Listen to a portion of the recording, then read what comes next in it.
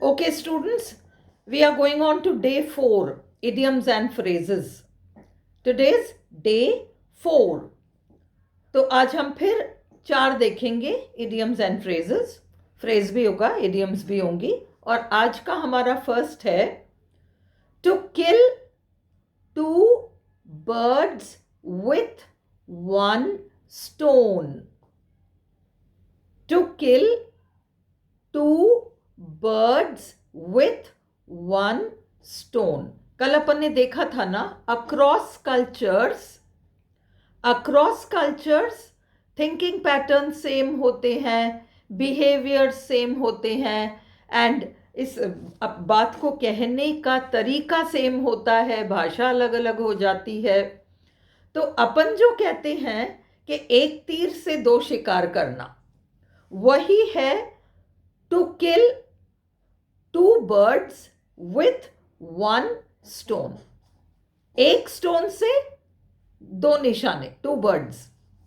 तो ये कई सारी सिचुएशंस में प्रैक्टिकली आपको हिंदी में वो अर्थ क्लियर है, to kill 2 birds with 1 stone.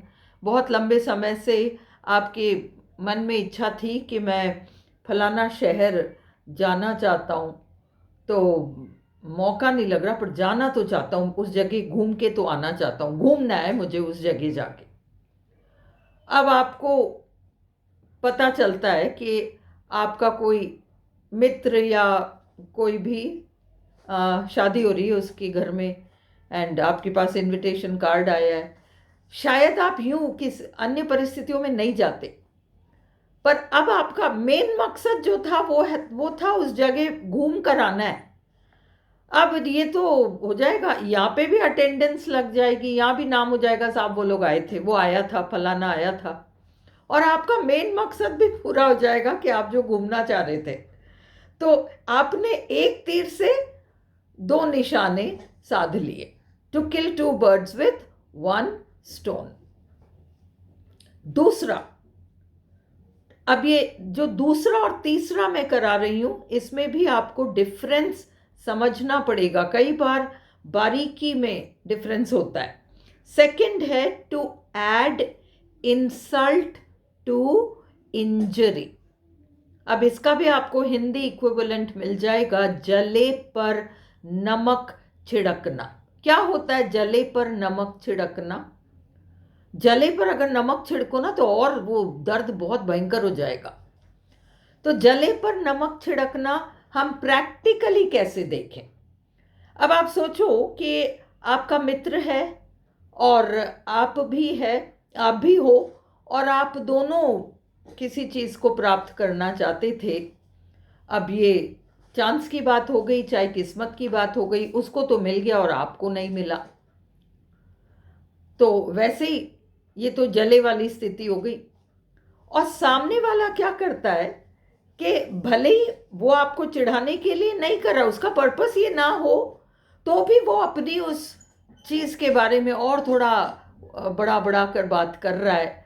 और अब आपको ऐसा महसूस हो रहा है जैसे किसी ने आपके जले पर नमक छिड़क दिया, क्योंकि वो चीज़ आप चाहते थे पाना, आपको नहीं मिला.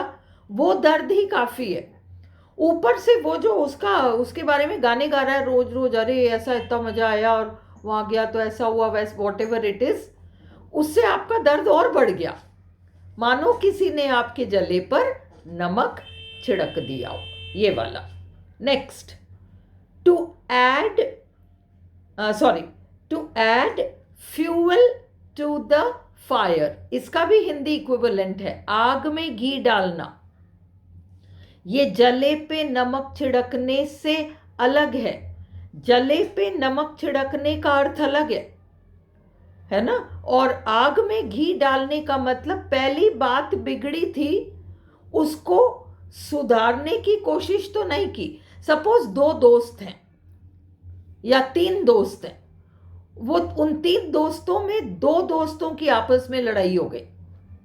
अब ये तीसरा क्या कर रहा है, उन दोनों के बीच सुलह कराने की तो नहीं सोच रहा, कुछ ऐसी बात कह जाता है जिससे कि उनकी दूरी और बढ़ जाएगी. उसने आग में घी डाल दिया. तो ये है to add fuel to the fire. तो ये स्थिति विशेष में जो दरार है उसको बढ़ा देना, स्थिति को और विकट कर देना और खराब कर देना, इस तरह की बातें हैं। To add fuel to the fire. चौथा आज का फ्रेज है a fancy price. A fancy price का मतलब जो वाजिब कीमत है, ये एक्चुअली कॉस्ट के सेंस में है, पैसे के सेंस में है। प्राइस कॉस्ट के सेंस में है। जिस चीज का जो वाजिब भाव है उससे कहीं अधिक मांग लेना। और इसका भी आपको बहुत अच्छा एग्जाम्पल मिलेगा।